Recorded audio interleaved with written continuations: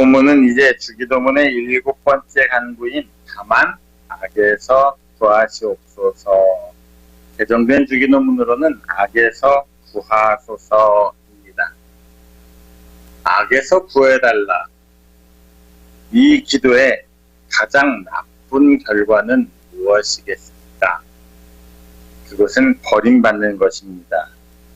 고린도후서 13장 5절을 보면 버림받은 자라는 말이 나옵니다. 같이 한번 읽어보겠습니다. 너희가 믿음에 있는가? 너희 자신을 시험하고 너희 자신을 확증하라. 예수 그리스도께서 너희 안에 계신 줄을 너희가 스스로 알지 못하느냐? 그렇지 않으면 너희가 버림받은 자이다. 예수 그리스도께서 너희 안에 계신 줄, 우리가 하나님의 성전이라 말하고 있지요. 그러니 하나님은 우리 안에 존재하십니다. 그런데 그 사실을 우리가 알지 못한다면 너희가 버림받은 자니라 말합니다. 그러기에 너희 스스로가 믿음에 있는지를 시험하고 확증하라 말하고 있습니다. 본문에 보면 헤아우트스라고 되어 있는데 이 말이 무려 3번이나 나옵니다. 우리 해석으로는 너희 자신을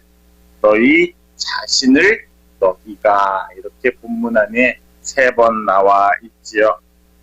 이 말은 무슨 말입니까? 스스로 시험하고 확증하면서 능동적인 사람이 되려는 것입니다.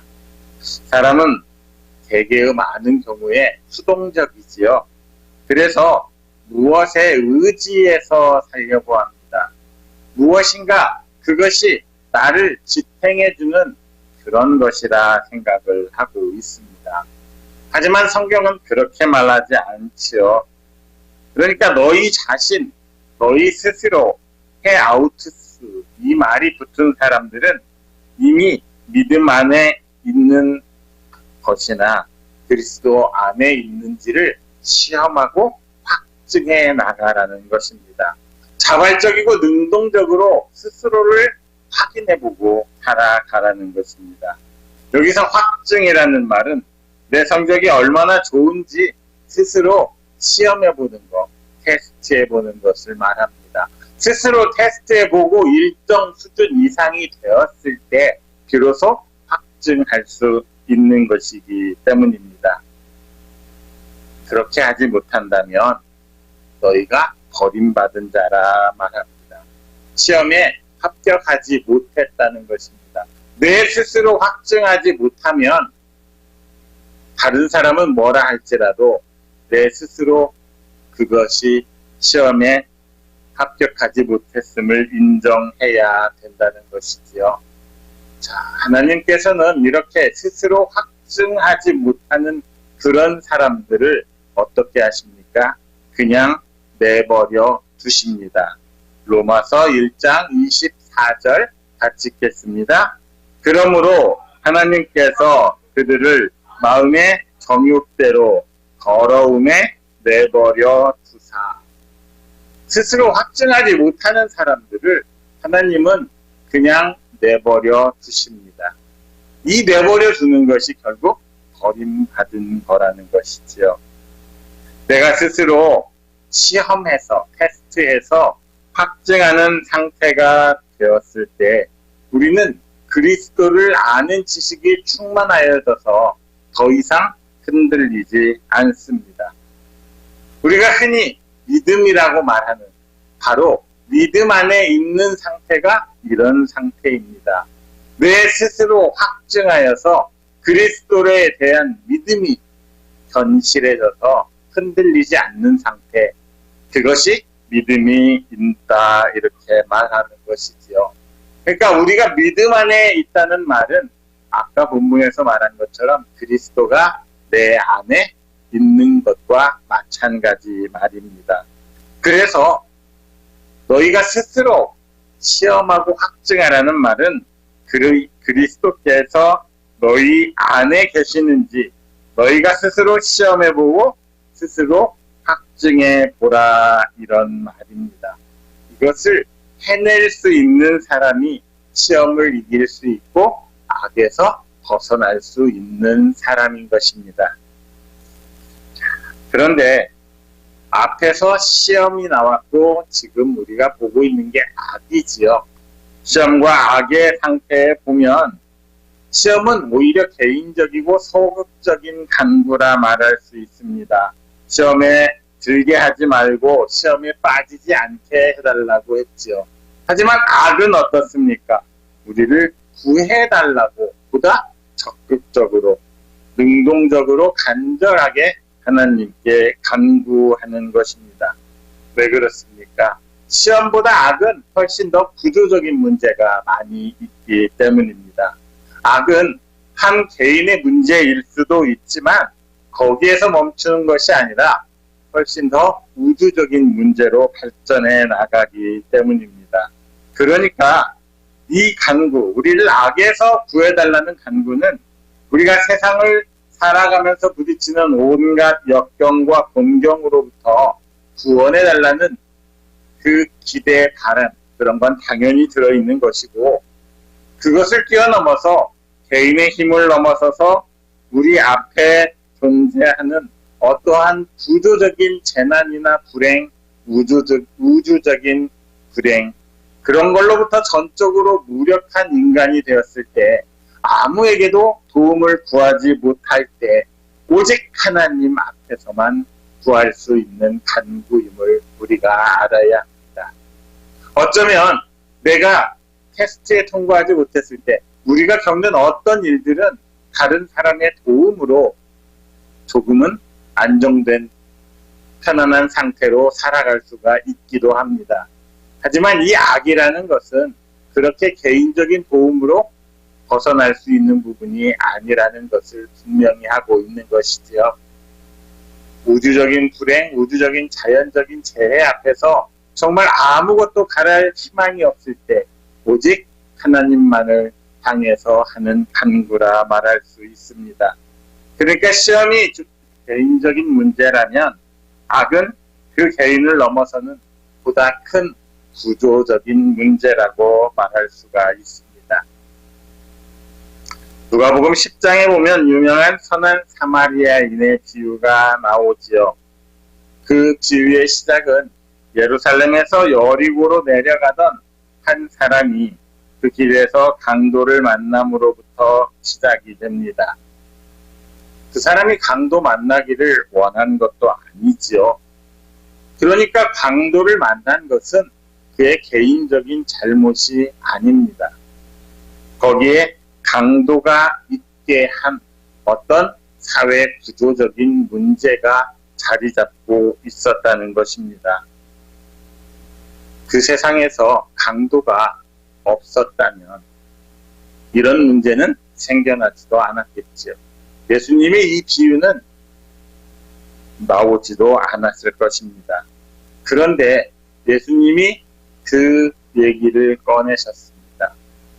예루살렘에서 여리고로 가는 동안에 강도를 만났다. 우리는 대개 누군가가 뭔가 잘못된 일을 당했을 때 먼저 그 사람을 탓하지요. 왜 거기에 갔냐? 왜 잘못했느냐? 왜 이태원에 가서 문제가 되게 만들었느냐? 거기에 참여한 개인들을 사정없이 비판합니다. 욕합니다. 너의 잘못으로 그런 문제들이 생긴 것이라 요즘 말하는 소위 2차 가해를 하고 있는 것이지요. 그 사람은 피해를 당한 사람입니다. 그런데 오히려 그 사람이 가해자보다 더 큰 비난을 받는 일들이 생겨나고 있다는 것이지요. 왜 그렇습니까? 그것은 그 사건 뒤에 숨겨져 있는 더 큰 구조를 숨기기 위해서 희생당한 개인들을 더 큰 피해를 입히고 있는 것입니다. 그것은 문제의 해결책이 아닙니다. 그 사람이 잘못해서 강도를 만난 것이 아니라 거기에 강도가 있었던 그 자체가 문제라는 것을 알아야 합니다. 우리가 살아가는 삶이 그렇습니다. 개인적인 잘못으로 겪는 고난도 있지만 나의 힘을 벗어난 어떤 더 큰 사회 구조적인 문제로 인해서 곤란과 핍박을 겪는 때가 많다는 것이지요. 사회 구조적인 문제가 있어서 강도가 생겨났고 그래서 그 사람은 그 강도의 피해자가 희생물이 되었을 뿐입니다.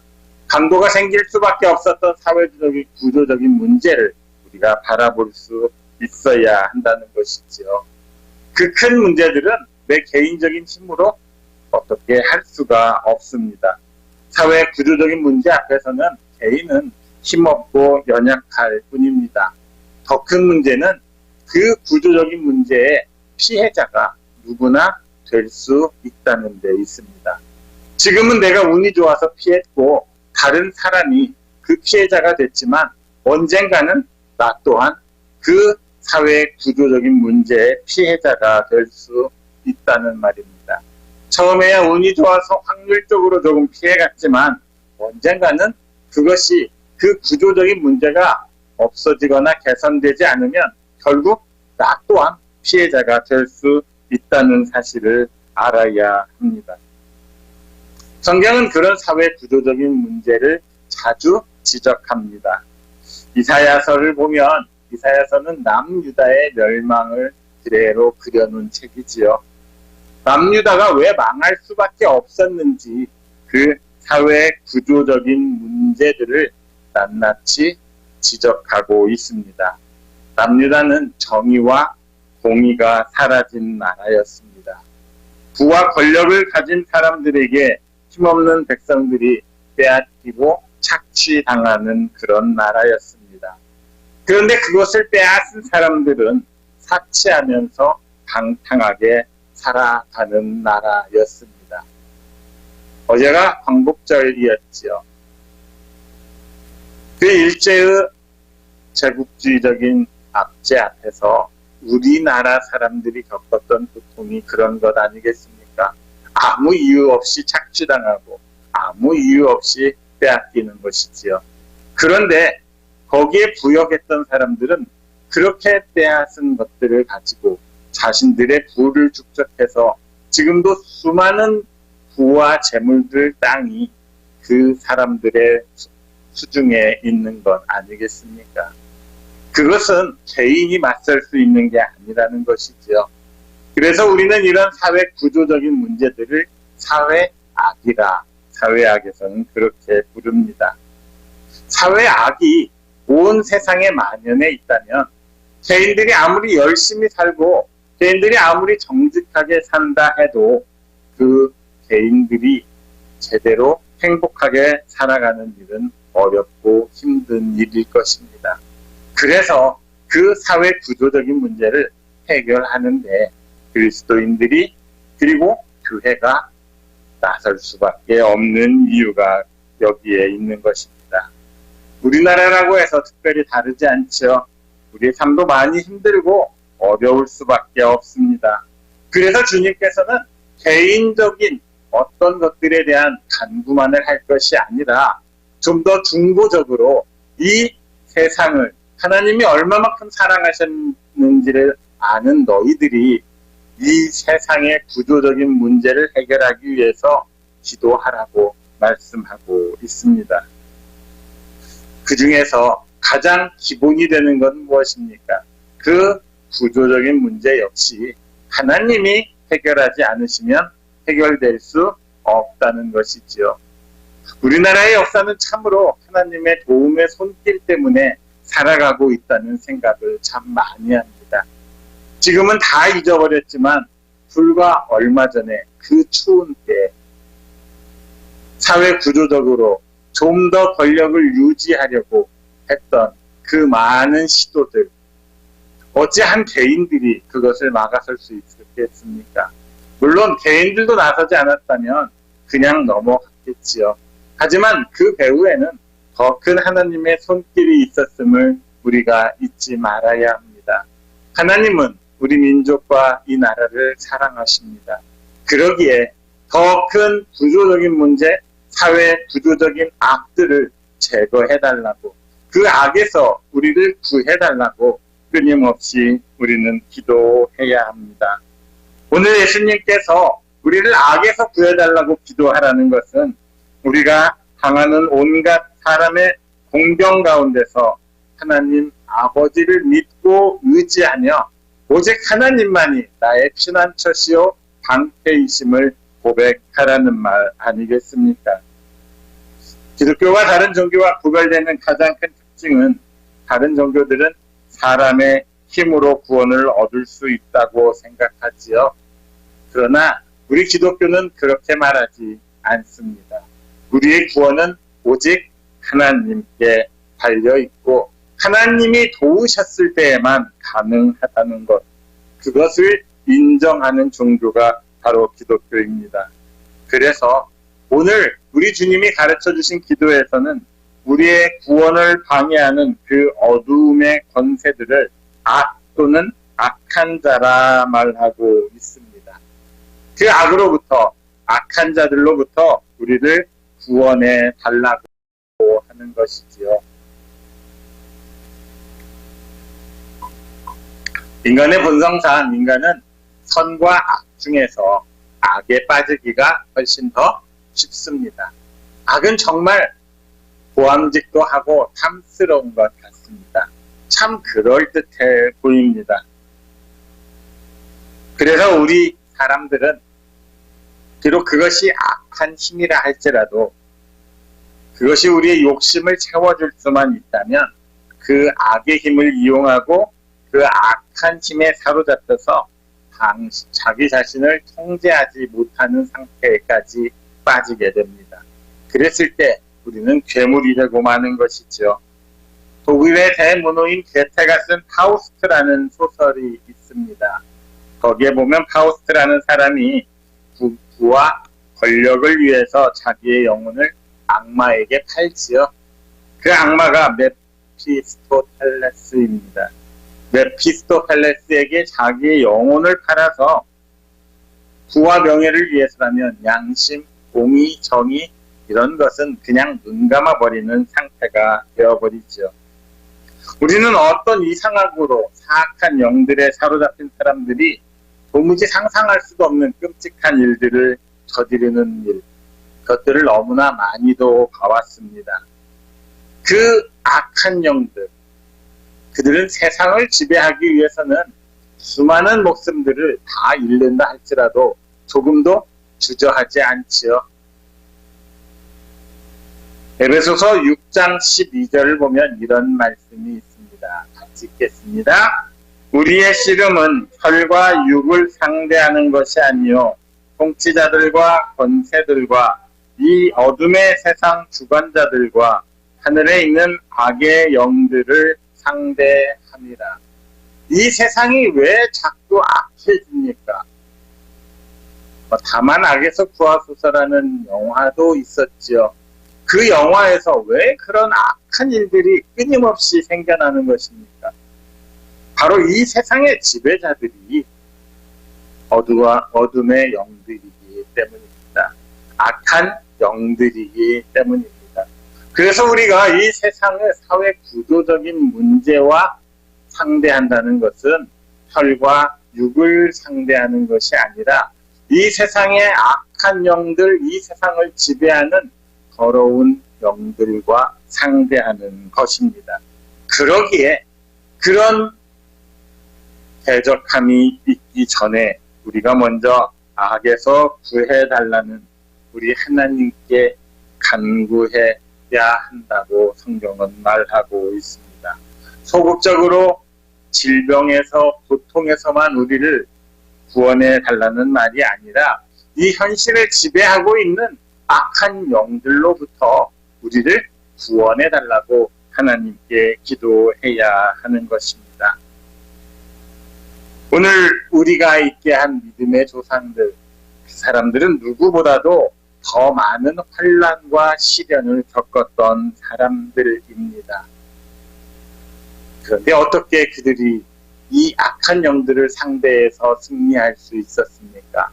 그들은 하나님께서 그들을 악에서부터 구원해 주실 것을 굳게 믿은 사람들 아니겠습니까? 그리고 하나님께 간구한 사람들이지요. 그리고 그 간구대로 선으로 악을 이긴 승리자였습니다. 그렇다면 그리스도인들이란 예수님의 사람들 아닙니까? 이 세상의 주관자인 사탄과의 싸움에서 승리하신 우리 예수님의 편에 선 사람들, 예수님의 속한 사람들 아니겠습니까? 그렇다면 우리 또한 사탄과의 싸움을 두려워하지 말아야 하고 이 세상의 주관자인 악한 영들과 싸워서 이겨야만 합니다. 그렇게 하나님이 사랑하시는 이 세상을 원래 하나님의 것으로 돌려놓아야 하는 것이지요. 그렇기 때문에 오늘 주님이 우리에게 허락하시니 다만 악에서 구하옵소서 이 기도, 주님이 사탄을 이기신 것처럼 우리도 예수 그리스도의 승리에 동참하게 해달라고 쉬지 않고 끊임없이 간구해야 합니다. 자, 그렇다면 우리가 이 어둠의 영들을 이길 수 있는 방법 무엇이 있겠습니까? 에베소서 6장 13절이 그 방법을 우리에게 소개합니다. 하나님의 전신갑주를 취하라. 13절에서 18절까지 말씀 좀 길지만 한 절씩 읽어보겠습니다. 같이 읽습니다. 그러므로 하나님의 전신갑주를 취하라. 이는 악한 날에 너희가 능히 대적하고 모든 일을 행한 후에 서기 위함이라. 그런즉 서서 진리로 너희 허리띠를 띠고 의의 호심병을 붙이고 평안의 복음이 준비한 것으로 신을 신고 모든 것 위에 믿음의 방패를 가지고 이로써 능히 악한 자의 모든 불화살을 소멸하고 구원의 투구와 성령의 검 곧 하나님의 말씀을 가지라. 모든 기도와 간구를 하되 항상 성령 안에서 기도하고 이를 위하여 깨어 구하기를 항상 힘쓰며 여러 성도를 위하여 구하라. 진리로 허리띠를 띠라 합니다. 의의 호심경, 가슴을 막는 방패를 붙이고 평안의 복음이 준비한 신을 신고 믿음의 방패를 가지고 구원의 투구와 성령의 검, 곧 하나님의 말씀을 가질 것을 말해주고 있지요. 그러나 무엇보다도 마지막 절, 기도와 간구를 잊지 말아야 한다 말합니다. 기도만이 아니라 간구도 함께 포함되고 있음을 잊지 마십시오. 하나님한테 구하는 거 결코 나쁜 것 아닙니다. 나만 위하는 그 기도가 간구가 아니라 보다 많은 사람들을 위해서 여러 성도들을 위하여 구하는 그런 기도와 나 개인을 위해서 구하는 간구가 함께 되어야 합니다. 그러나 무엇보다도 성령 안에서 기도하라 말씀하고 있지요. 성령의 임재하심 도우심이 없이는 도저히 그 싸움을 이길 수가 없습니다.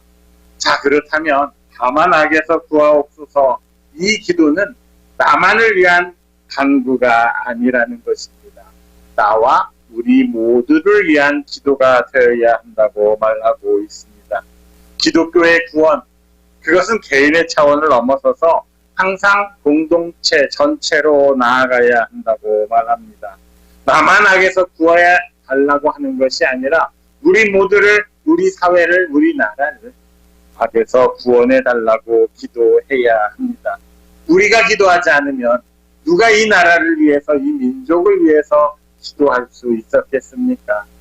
그러기에 우리의 믿음의 선조들은 항상 나라의 독립을 위해서, 나라의 안전을 위해서, 평화를 위해서 끊임없이 기도했음을 잊지 말아야 합니다. 그렇게 되었을 때 사탄이 지배하던 이 땅에서 악의 왕국은 지나갈 것입니다. 하나님의 나라가 동터오지 않겠습니까? 바울 사도는 로마서 13장 12절에서 이렇게 말합니다. 같이 읽습니다. 밤이 깊고 낯이 가까웠으니 그러므로 우리가 어두움의 일을 벗고 빛의 갑옷을 입자.